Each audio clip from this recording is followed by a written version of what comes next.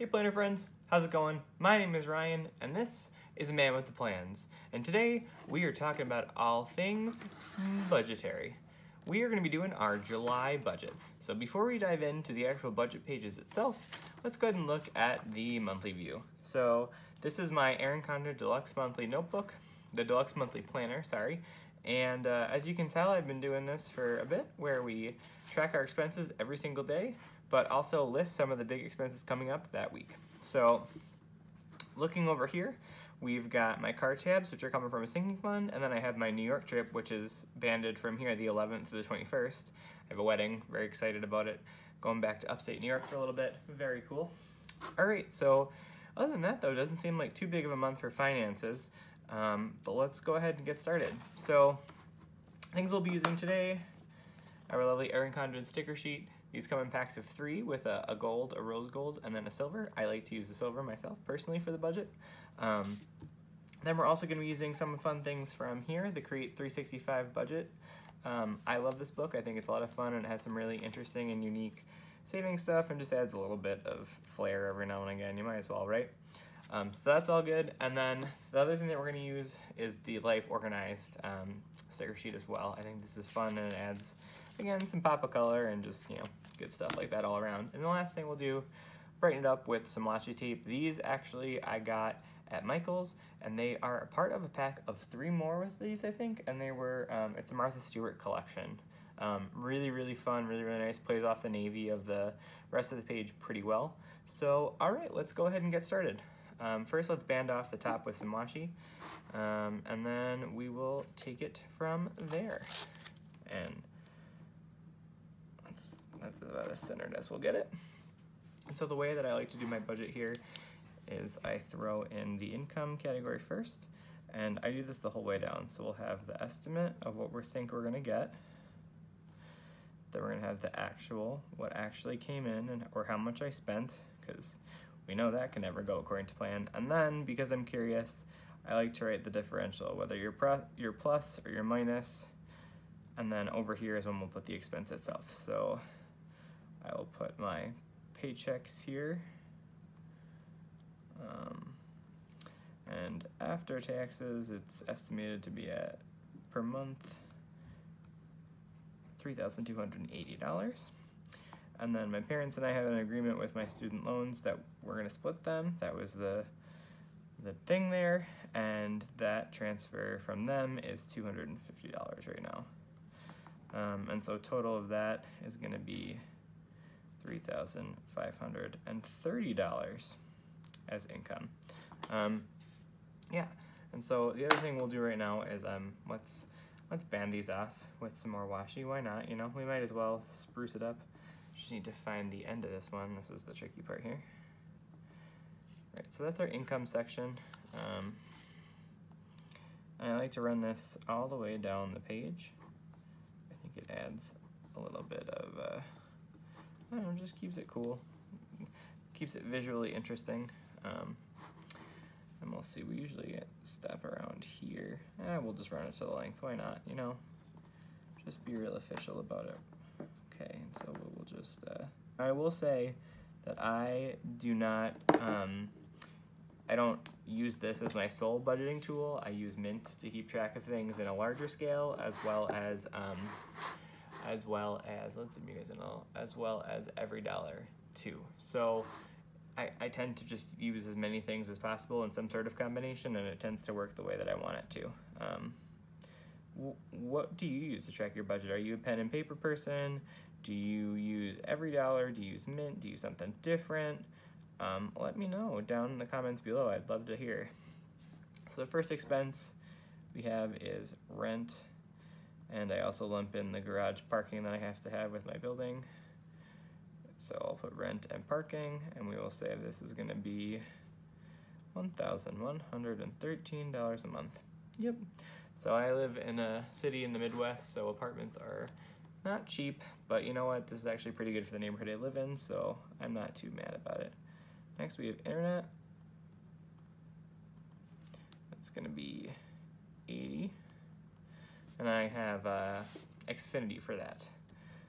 Next up, laundry. We unfortunately have the card-operated laundry, so that's kind of a bummer. I put $20 for that. And then gas. And this will be a shorter month because I won't have my car for 10 days of the month, so I'm gonna budget $50. I usually do about like $60, $65 depending on how it is. Same thing with groceries. I'm gonna just kind of scale that back a little and have that at $125. And the nice thing is that my flight is fully paid for already, which was kind of cool. And so we'll do restaurant budget, which is a word that I still can't spell. And I have that at $150. This also includes like heading out for drinks with coworkers or something, just to be clear. The next thing is coffee. I am a coffeeholic. Coffeeholic? Is that the right word? I don't know. And so I usually budget $25 for that, just in case there's a day I don't bring my coffee and I'm running late. Clothing. I don't expect anything this month, so we're gonna say 0. Skin and hair care. I usually budget a haircut and then any like refill on shaving cream or something like that. I put that in here, and that's usually $30. I'll throw in a line item for a New York trip for, you know, miscellaneous expenses or anything else that comes up related to it.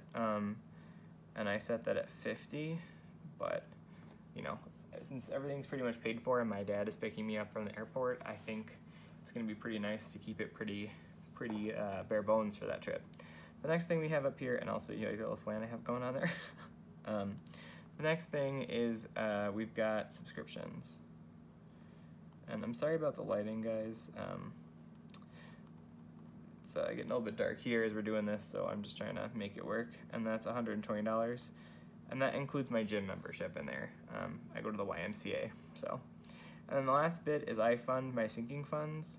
Right now it's I usually do $125 a month. The current balance on them, and I'll do that down here, is currently $508. And I have it broken down into 3 main categories. Travel fund for trips like this, weddings and stuff like that for family. And then my car tabs and those types of things. It's a yearly renewal here in Minnesota. I have that as $280 estimated right now, which is no fun. And then the last thing is like car repair, replace, those types of things. I don't do like a medical sinking fund or anything like that right now, but maybe I will in the future. So that wraps up like set expenses and like cash envelope-y type things. I don't do cash envelopes right now, but I might consider it in the future. The next thing are my Snowball debts. So we have my first student loan that we're trekking away on, and we have that down. I usually save that to the end to do all the remaining. And so then we have my car. And you know what, let's throw car tabs in here too, why not? Just to be safe. Even though they come from sinking funds, I still like to estimate what it is versus what it's not. And then my car is $351, and that's split into 2 payments that happen every other Friday. When I got my car, before I realized that I should be on the Dave Ramsey plan, I got an extra like 0.5% of interest reduced if I went on this payment plan thing. So yeah, I have that. It's called IntelliPayment, I think. It's been working fine. And then my last student loan is $465. This just went up from like $380. I'm on that like graduated thing where you kind of like start low and go up over time. How festive. And so what we'll do is we'll add all these up, and then I want to make sure we total it, and then we'll take whatever's left over and throw it back here. So I just did the math really quickly over here, and it looks like we have $2,704 with all of these things included. And that's not including the car tabs because it's coming from the sinking fund, so I don't count that in the total. And that means that I can put to this guy right here $826. So adding all of this up, total expenses should be, if I did this right, which fingers crossed, total $3,530. Boom, lovely. And so then over on the side here, I like to do a a general update of kind of where things are in my Snowball. So I usually do something like this, where we'll have student loan 1. I'll skip a couple lines and we'll do my car. And then I'll skip a few lines and we'll do student loan number 2. And I just like to sort of track where things are at the moment. So this one, we knocked down a fair bit. This is an estimate here since we're not at the full end of June when I'm filming this, just for transparency's sake. And then this one we're down to 29, 18, 67. And then my car, I believe, hold on. Okay, so I just went ahead and looked at, let's zoom you guys in a little bit. Went ahead and looked up this number, and it currently is $14,729.74. So, and then normally in here I would do just a minimum payment to remind me of where things are. And then for this one I always like to do actual, even though it's down here. I don't know why. And then for this one, you know, you can kind of just think, I do the same thing for this guy. Because it's just, the thing about the Snowball that I like is you'll just see how much it rolls over and picks up that steam, like from this one to this one, that one to that one. It's gonna start to mosey. So, and this one is 465. Yeah, so let's move you guys up a little bit. The next portion I just like to do is the sinking fund. I will say that I am a newcomer to the sinking fund sensation, and let's ban this out a little bit with another set of washi. I think they're great. I think it's come in really handy, especially for the trips that I have scheduled already for this year. It was super nice to know that I had the money waiting in an account. That's cool. I had the money waiting for me, and I didn't have to feel like I was missing out so I had planned ahead. That made me feel kind of good. Right, so we have our sinking fund. The total right now is gonna be 50518, and that's not counting the 125 coming in or the 280 coming out. So the first sinking fund is car tabs, and so that has been funded for a while now at 280, and then we'll have that obviously expense. I'll put the date in there, and then the next one I have is travel, which I've used most of, and I think we have $50 in that one.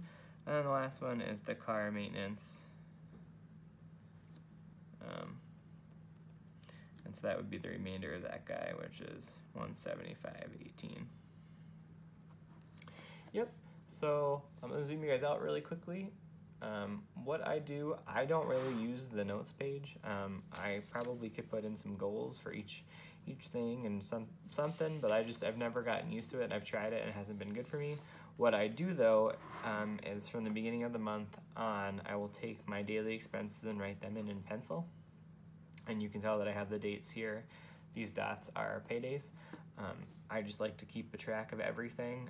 For me, it just becomes a habit of make sure you write it down. If you spend it, it goes in the book. That way I can reconcile and check. Sometimes with Mint, you know, it takes a day or two for things to overlap, so your expenses from June sort of fall into July, and then you freak out and look at how much it tells you you've spent and all sorts of stuff. Yeah, so that's my budget for the month of July.